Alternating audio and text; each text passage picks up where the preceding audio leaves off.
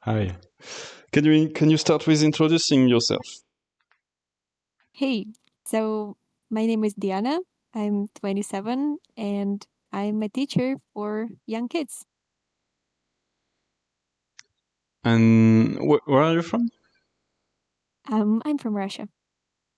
Okay. And do you mm, do you have a partner or do you have kids? No, neither of these. Nope. Okay. And how do you feel right now? That's a good question. I'm still a little bit nervous because it's the first time of the interviewing, podcasting, or anything, but at the same time, a little bit calm. So I want to talk about what are you worried about? So what would you say that is the most what are you most worried about? There are a lot of things that I think are worrying right now. Um, One of the most important things would be I think, environmental crisis that is happening, the pollution of the ocean, which is immense, the fact that we are going to have the temperature increase by 2030.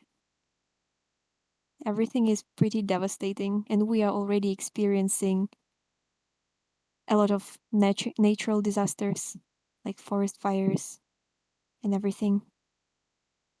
Hmm. Do you do something about it? Well, I think I am being conscious about being in nature, so I'm not leaving anything after myself, not no traces. Like I do not make fires, and I always take the things that I brought back with me, like not leaving any trash or anything. Trying to use public transport more, and pretty much this, yeah. Not buying extra clothes, trying not to overconsume in general, only the things that I need. Hmm.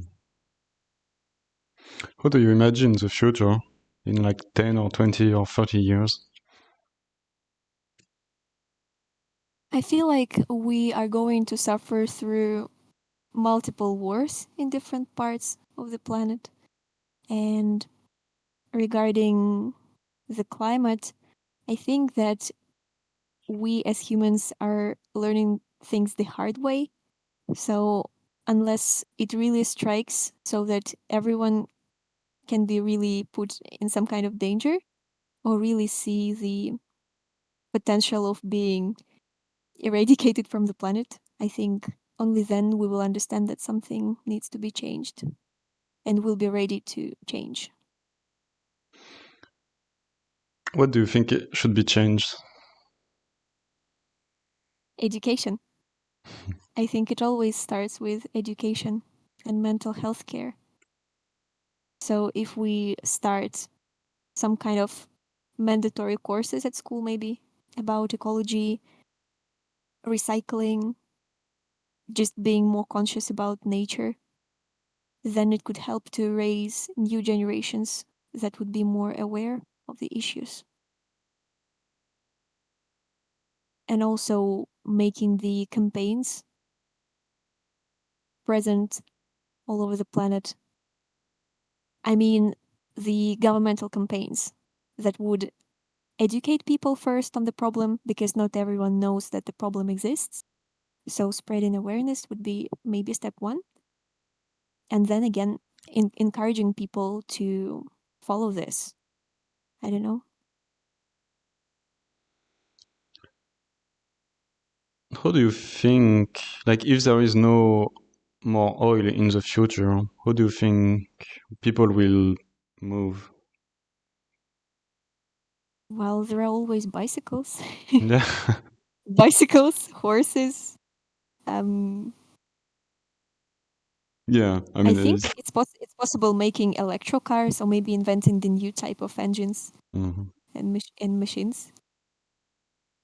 But electric looks kind of possible to execute to me. Do you identify to a political party?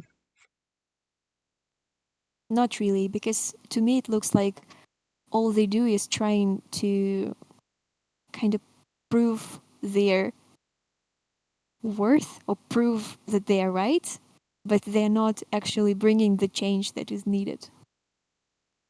So it all becomes the fight of the who is right, who is wrong, instead of actually looking for solutions that would work. You think they are not efficient and kind of useless? Clearly, they're not efficient. Because if we look what is happening, how can it be called efficient? Mm. Do you vote? No, I skipped the voting Mm. because from where I'm from, it doesn't really work. Yeah. Um,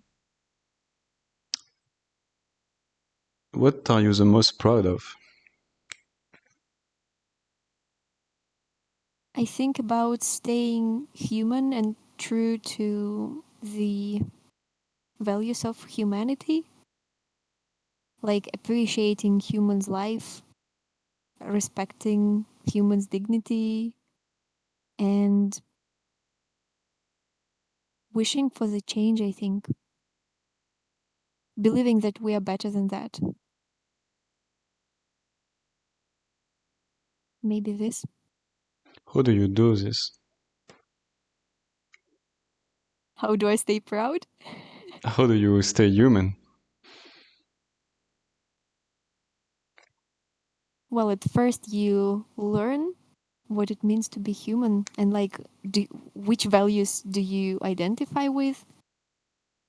So you can start with, I think, being kind to yourself and to the people around you, trying to be empathetic and understand that everyone is human and we are kind of everyone is going through some sort of struggles, and it's up to us not to add more struggles to each other's plates, I think.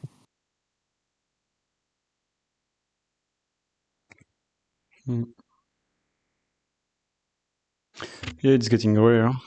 People being human.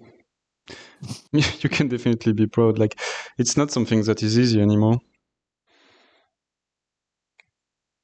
Why do you think people are not so empathetical and human anymore?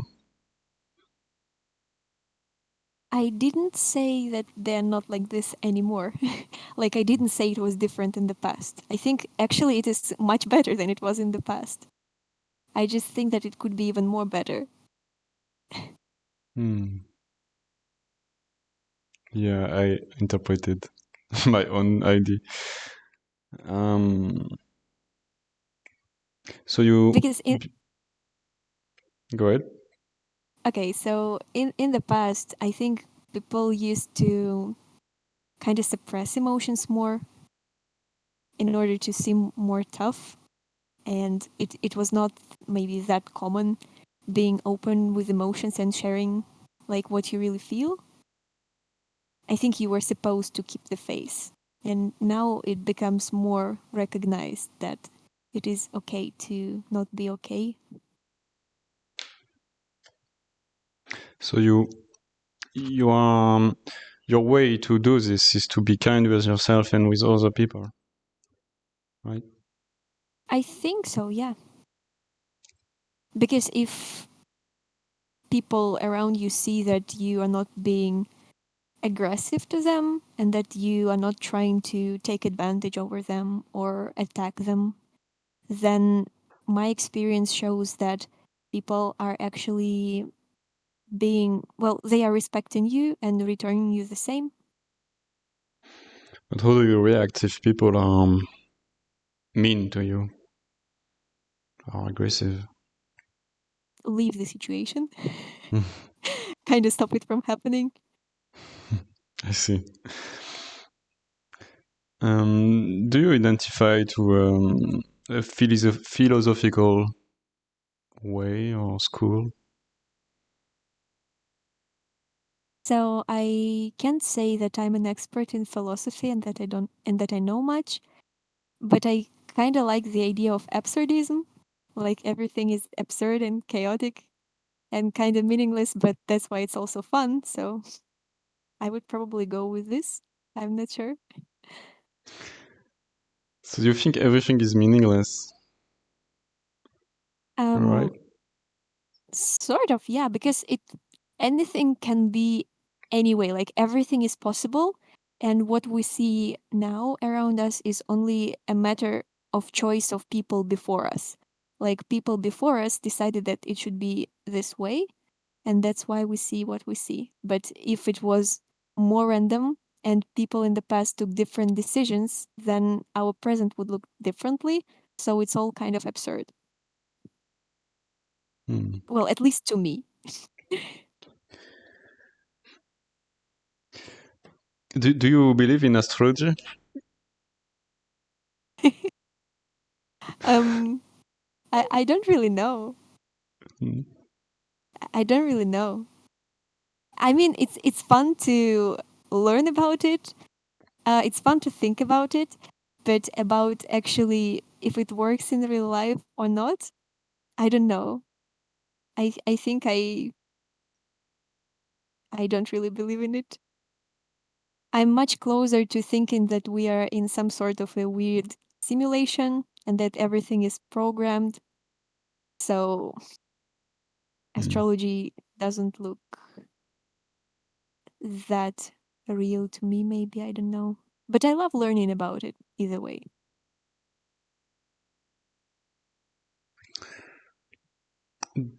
Do you think there is gods? I think we are stepping on the shaky ground because to me there are no gods. It's completely a made up concept of humanity that we use to kind of comfort ourselves that it's not that bad, it's a plan, or that afterlife we are going to have a better life than we have now. And it's also a way for people to have a moral code for people who cannot make their own moral code, I think. And yeah, of course, I forgot to mention that it's a great way to rule the crowds. Hmm. Yeah, and control. So you don't think there is like some magic in the world, some energies or a presence or something? I used to think that there was some kind of fate or magic, but now it it all looks random to me, like the world of random events. Hmm. So I think that no. For me, it's more boring. So Than what is motivating you in if nothing has a meaning? death, the fact that everyone will die, myself included, so I have a limited amount of time to do something that will make me not regret living my life the way I'm doing it. I think death is motivating. So you just because regrets are painful, you don't want regrets, so you just do what would give you the least regrets. I think so, yeah. So life is about making choices. And if I know that I'm going to be regretting this, and instead of this, I can do something that will be more meaningful to me, then I want to choose this. Yeah, it makes sense.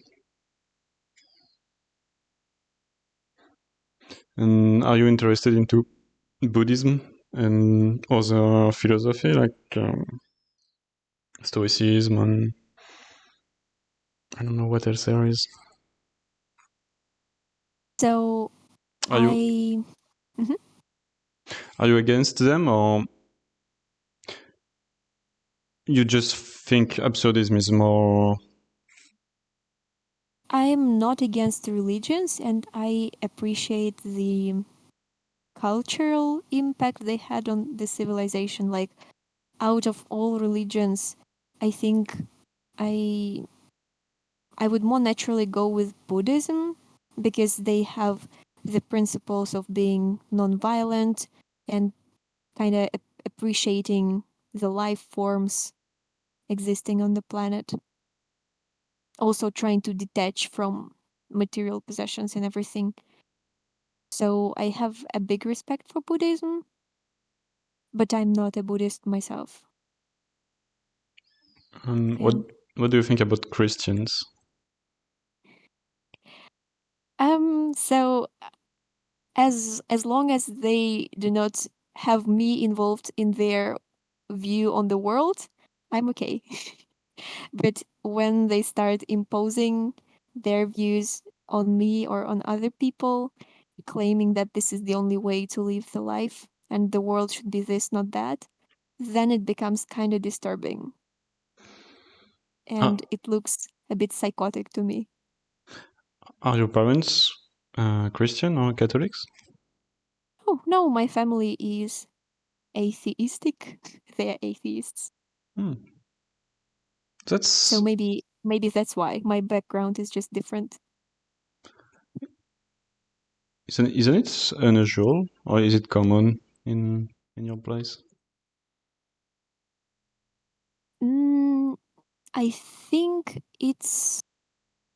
it used to be more widespread in the past, but now people are going back to religion, so now it's more uncommon, I would say, You, because I can see more people around being Orthodox Christian somehow.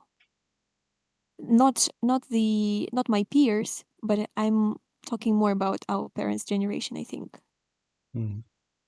You think people are going back to religion and Because I think it naturally happens in the times of uncertainty or something. hmm. Like people need some support system and they reach for what is closer to them. So every city has a lot of churches and mosques as well. You think it's reassuring? For them, yeah. For It's people who believe in God, it's definitely reassuring because they get the huge community supporting them, some idea of what it's going to be in the future, some understanding.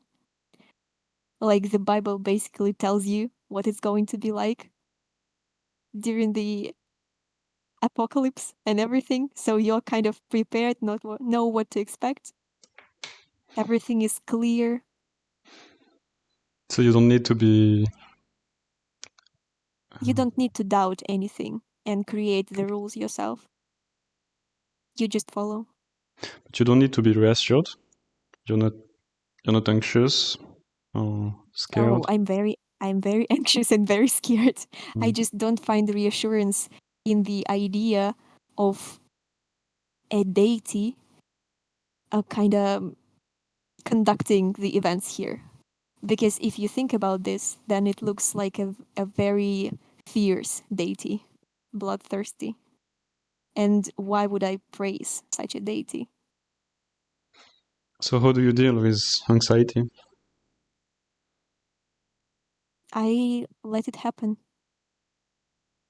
I let myself be anxious and still trying to change something in my life, what is manageable, what I can do. You don't do anything, so you just watch it. Kind of, yeah, observe, Mm. be anxious. Well, ask my friends, close friends for support. Like it's natural to share the kind of fears or why we're anxious, support each other, reassure, help. So you think improving education would make the world a better place, right? And mental health. Yep. Mental health care. And are you planning on doing this yourself? I'm already a teacher and I try to at least create safe emotional environment for kids during class. Like it's okay to make mistakes. The world is not going to blow if you fail the test or something. It's okay, you can retake it. Or just trying to build the culture of supporting your group mates, being kinder to each other. So this is the sphere where I can actually change something in the future. I think if I have such an opportunity, I would love to, I think, introduce psychology into the daily life of people kind of more, so that maybe again I would start from school, like having the classes of emotional intelligence or teaching people how to build relationships with each other, like be it friendships or I don't know, work relationships, anything. And I think if when people kind of figure out the communication thing, I think then the world will already be better because it will be easier to listen to each other and comprehend and find solutions together rather than fighting each other. How is this? What education did you get? Well, Who? I went to the regular school at first, then to the Lyceum, which is a slightly more advanced kind of school. And after that, I went to uni and I'm a bachelor in pedagogy. So what do you think about this? Was it enjoyable or any critics? The process of education. Mhm.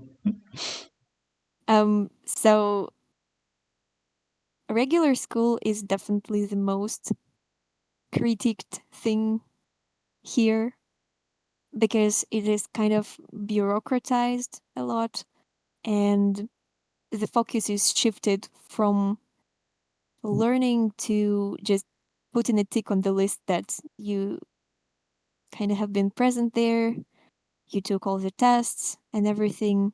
And I think regular schools kind of kill the curiosity in general because, again, you think more about getting the mark so that you can have it on your final diploma and then you can go somewhere else to get a job.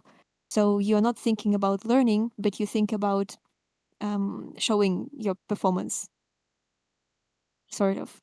However, in the private institutions like lyceums, private schools, the situation is much better, and it was the one of the best experiences in my life. I think going to a private school, which I am very lucky and privileged in a way to have this to have had this opportunity.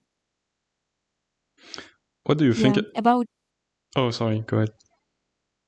no, I wanted to say that in uni it was um for me because I chose what I wanted to choose and I went with my heart for it. So for me, it was an enjoyable experience of learning. But I know the areas where it still could be improved more.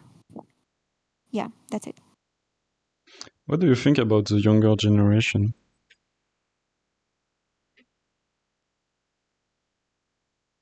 I think they are kinder, maybe. And I think they are more psychologically aware at sometimes. Like I can see kids saying such wise things and acting accordingly that I'm just left surprised sometimes. Like they respect each other's differences and they try to make each other feel comfortable. Yeah, I actually think I'm kind of proud of them.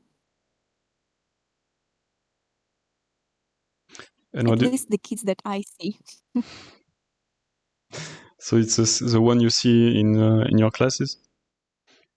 Yeah. Yeah, yeah. But I do not teach at regular school. I teach kind of private classes, so it is slightly different because it's kind of depends on the people who made the conscious choice of attending. So it's already a bit different. I understand that. What do you think makes a good teacher? Well, two components, I think. Knowing of your subject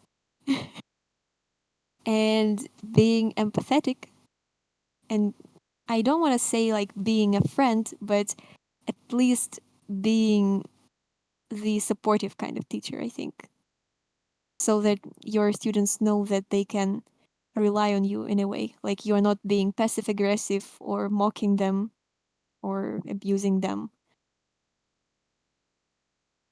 Yeah, and I think I heard you laughing. I did. What do you think about the older generation then? So the older generations will be different from country to country, right?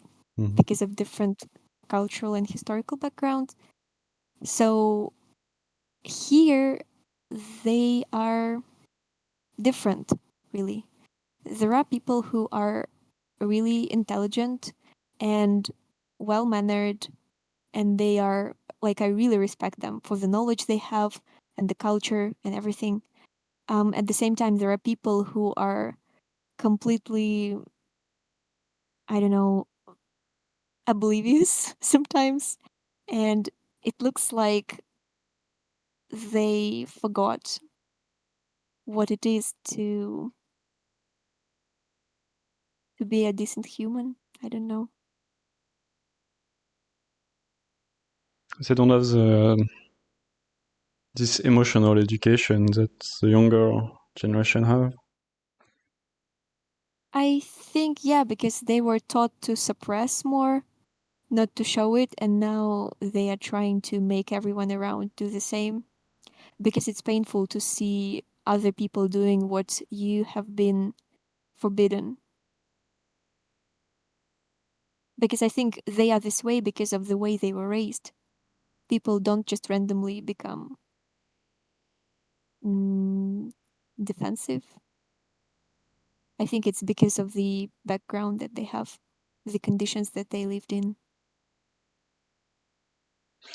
So why do you think the new generation is like this?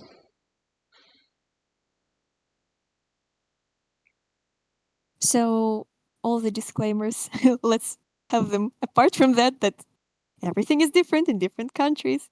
So, here, this new generation, Gen Z, they are different because they, first of all, have more opportunities. So they have more freedom to choose what to look like, what to act like, how to spend time.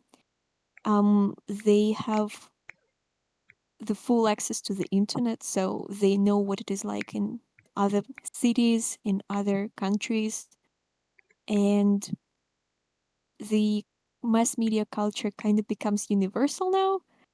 And I think that Gen Z looks probably much similar in many places around the world right now. And again, TikToks, YouTube, I think they get a lot of their awareness from there. I think they are learning from there. And well, emotional intelligence is also among the things that they are picking up from there, at least from my point of view. Yeah, because when you are on internet, you are in front of a screen with a machine.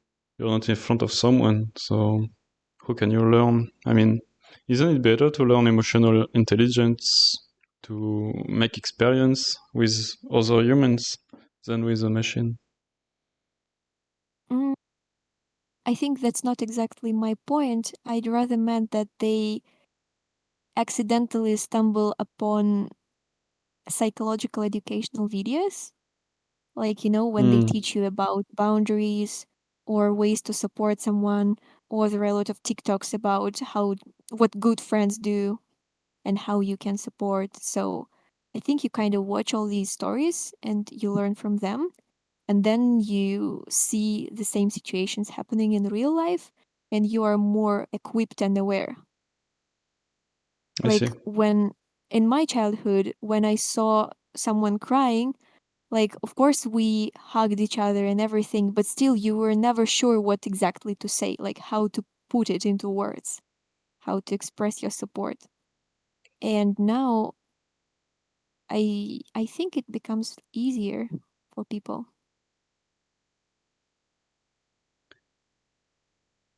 What did what helped you the most in your life? With what? With, With everything, I would say. this is a very broad question. Um, I think maybe being open to different perspectives and possibilities. Like, I try to learn about anything on the whole. For example, I was really into figuring out the meaning of life when I was in high school and in uni. And what I did, I tried to research all religions existing. And this helped me come to conclusion that first of all, it was not my thing.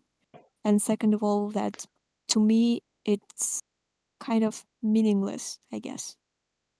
But again, to come to these conclusions, I did my research, my own.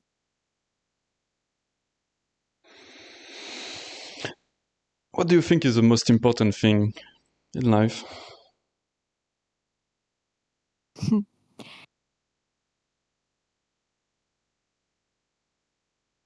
It's a hard question, and the answer will be different for everyone. Well, for me, I think it would be love, I guess. And not only romantic love. There are different kinds of love. The love that you can share with your friends, with your family, making people that matter to you feel special and appreciated. Like the last thing I would want to do is to kind of have people around me who are important unaware of the fact that they are really important. So yeah, probably love. Do you have regrets?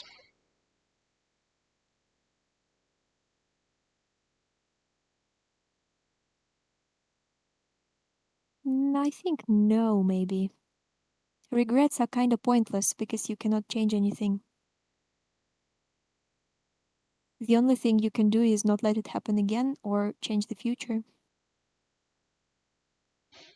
If you had like one wish, what it would be? Oh, I need to think about it.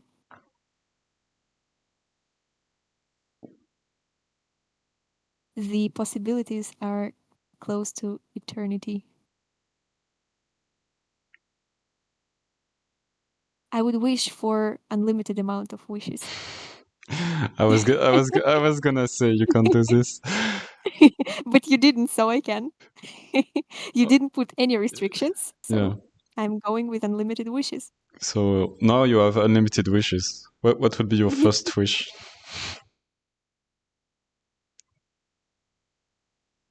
Okay, I think I would want people to stop all the wars and start talking instead Talking to who? To each to other? each other, Yeah. of course. Like trying to communicate ideas and looking for solutions instead of being violent. So you would just forbid violence in the world? It doesn't work like that, unfortunately. I don't think you can forbid violence. Just wars. Yeah, I think this answer might sound kind of childish, maybe, but yeah, I think I would try to forbid the wars. I don't know how it would work, but since it's the magical universe and I have an unlimited amount of wishes, why not trying? Yeah. So just wars. Like you keep the violence, but not the organized. You asked me about my very first wish out of the unlimited number. So the very first one would be this. Yeah. I'm just asking precisions about it because I struggle to imagine what it will be like. Well, I think it makes sense to wish for all kinds of violence to stop, but again, the notion of violence involves so many other aspects. So I would kind of need more and more wishes to clarify it. And in the end, we would still come to the idea of mental health and communication. So, Yeah. But like the root will be the same, anyways. and you didn't say violence. You said wars. Yeah, because this is the most troublesome part now in the modern world, I think. So I would stop this first, then I would think about environment, and it all would mean that I would also need to make a lot of wishes about changing the educational system, the mental health um, availability. Like, I mean, the mental health help availability for all the people. I keep So, yeah. wondering. I keep wondering about what do you think is a war? Because it's. I mean, it's not very precise. Like they could say, no, it's not a war, but still do violence. But So, what I call a war is when one group of people decides to go and being physically violent to another group of people because they cannot verbally communicate something. So this is what I call a war. It can be a local war between villages or something. It can be a local war of groups of teenagers. It also can be a war on the sides of countries. so So two people is a group. Okay. no, I stop bothering well, you. no. You can continue. It just becomes more fun and weird. I don't know. Okay. Let's change my first wish. Okay, it will be trying to let all people have access to mental health help and psychology, making it a part of the life of all people Mm. so that everyone can have sessions with psychologists or psychotherapists. And I want it to be the normal part of life. Like when people feel that things are getting out of control and they cannot really do anything, I would rather want them to know that there is such an option of having a psychology session and kind of talking it out, getting the instruments of how you can deal with it. So would it be like a magic? Like everyone has their own personal therapist, like magical therapist, or would it be more like they have a free access to some places of around they can get I think therapy? with my perfect world, we will need to restructure all the governments and the institutions and to change the whole system completely. But I Yeah. think it's for another discussion. How many wishes did you ask for? I don't remember. Unlimited, No, unlimited, of I think course. you didn't say a number. I thought you I said said an unlimited amount of wishes. I was okay. smart. I thought you said a number. No. Yeah. Otherwise, it must be a big number. You can Um, be concerned already because I have unlimited amount of wishes. um, what are you the most afraid of, or your biggest fear?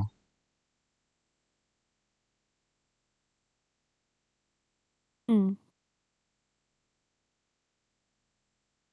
I think I'm afraid of people who do not understand what they are doing. Or just violent people, I don't know. Like sometimes people believe in some sort of an idea and they realize that it was wrong only later. And then it can kind of break them.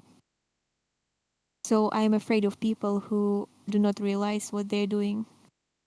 And also people who realize what they're doing perfectly well.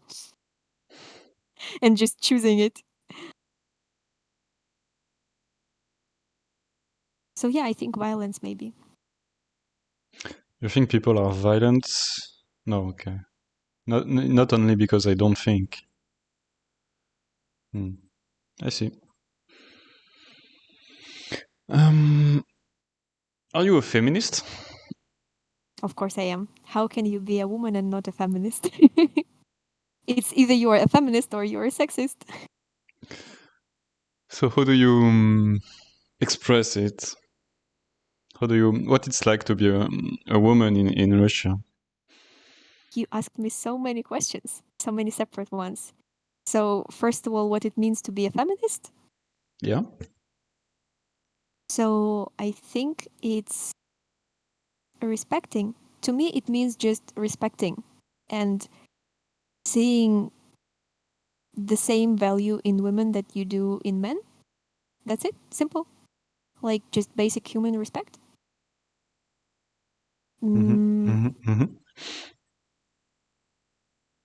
It's really a complex subject. What it's like being a woman in Russia, I think it's different. Like different for different people again.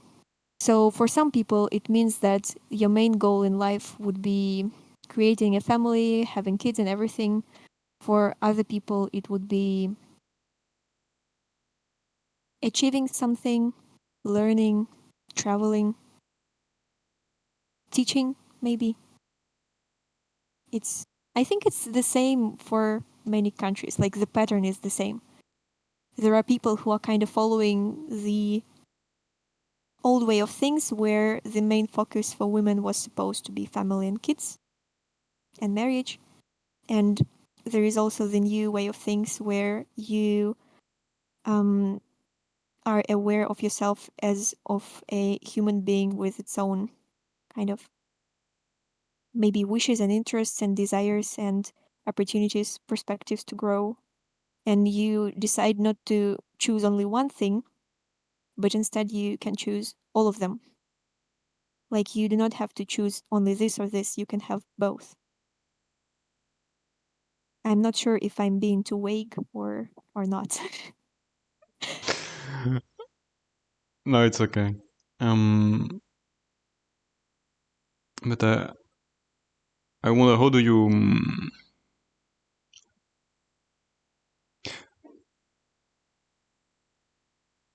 what kind of things make you think there is sexism?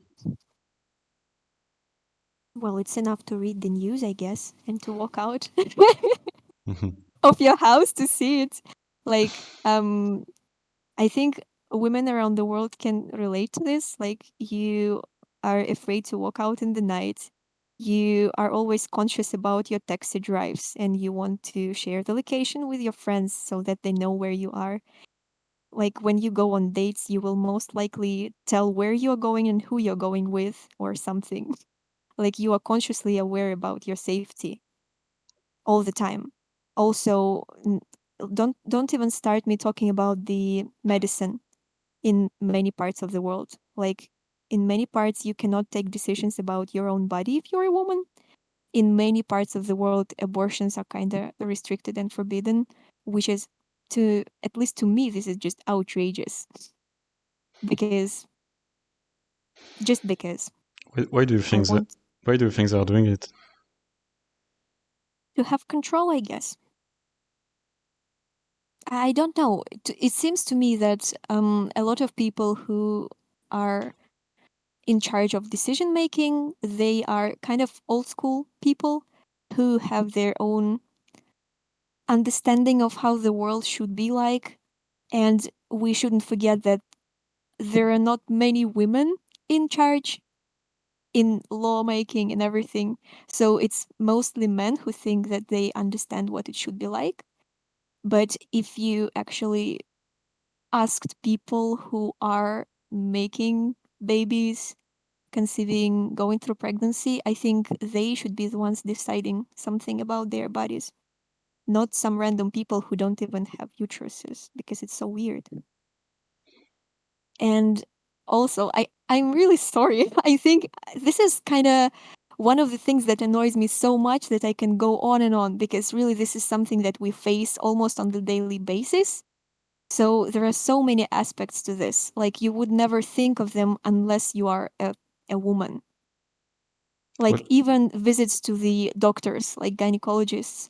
This is one of the most unpleasant experiences that you go through, because just not to mention the mere discomfort of being in front of kind of a new person, a stranger, then also um doctors, I don't know about other countries, but I don't think that many doctors receive the trainings on how to communicate with their patients and everything, how to make the process comfortable, how to help people feel more relaxed.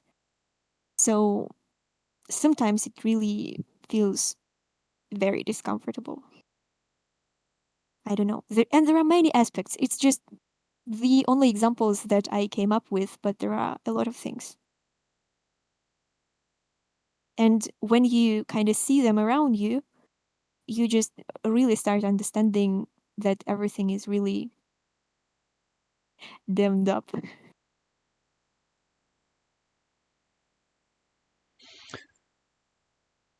What do you think is the best quality of women's in general? Patience. I think it's patience. I don't know. Would you consider yourself as a strong woman? Again, there are different definitions of strong. Physically strong, definitely not. I am kind of weak. And I am very aware of our differences in anatomy, and that I I will not be able to reach the same physique levels as men. And honestly, I do not even strive for it. I don't see any point. I'm kind of okay with what my body is able to give me. Um, if I think about if I am emotionally strong or mentally strong or not, I think kind of yes. Do you want children? Do you want kids? Um, in 5 or 6 years, maybe yes. When I am more financially stable and when I have more life experience, I think, yeah, I do want kids. Even if life becomes so complicated because of climate change?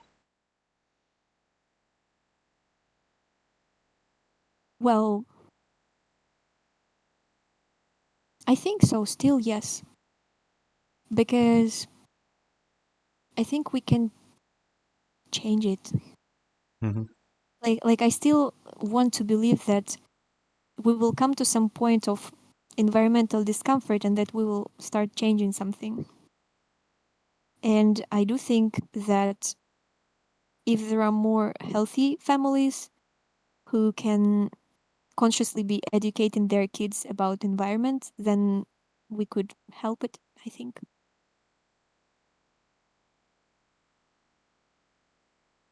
So, yep. What do you think we should do to improve this problem with the climate and the environment? We should get mad. Okay, so I think we should educate people, make them aware. This would be the first step. Like, I don't know, we should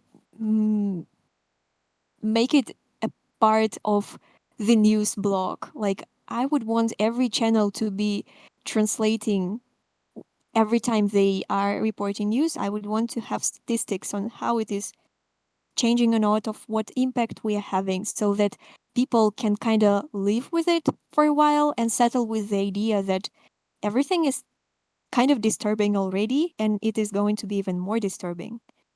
And yeah, I think when people become more aware of it, they will naturally want to see more change. Also, I think we need more recycling stations. So I think that you start with educating people what's happening, you build the desire for the change, and then you give people the opportunity where to put this energy to, like cleaning together the place where you live, sorting the trash, recycling, and maybe introducing more public transport options so that people can switch from private cars to, I don't know, electro buses or electro trains or something. Is there something you want to talk about? Well, there are a lot of things I like talking about. But right now, I think we discussed many broad things for one podcast. So I don't really know. Is there a book or a movie who influenced you a lot? Or the most? I think the dystopian genre was the one that influenced me the most. Like, I read 1984 when I was in the 10th grade, maybe. I read it during one night, and this book kind of broke me. And my life was divided like before and after. And I think it really helped me to develop the understanding of how things can actually be. Like, what you see can be actually very different from what is actually happening. And now I'm always aware of it. Like, there are different levels to trying to manipulate people, situations. So, yeah, I think the dystopian genre was the one that influenced me the most. Which book would, like, what was the name of the book? Oh, 1984 by George Orwell. But there are also much more, like 451 degree Fahrenheit, We by Zamyatin, also Animal Farm by George Orwell. There are a lot of them. All right. Then it's time for the last question before the end. Is it's not a question. Can you give an advice or to the younger generation, like, or a message in a bottle? What would you be? What it would be? Oh, that's a beautiful question. I think I would say the future is in your hands. Maybe. What a nice Something vague. Dumbledore-like. I don't know. It's a nice. Well, of course I can say don't mess it up. I don't know. But the future is in your hands sounds less pressuring, I guess. I don't know. It's a nice future we give to them. Indeed. All right. Future in your hand. All right.